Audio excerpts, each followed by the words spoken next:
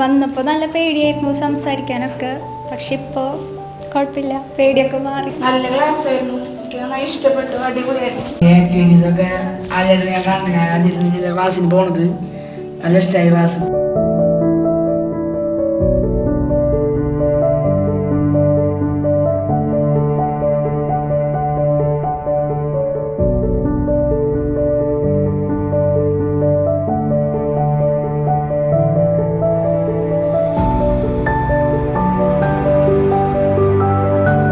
നല്ല ക്ലാസ് ആയിരുന്നു.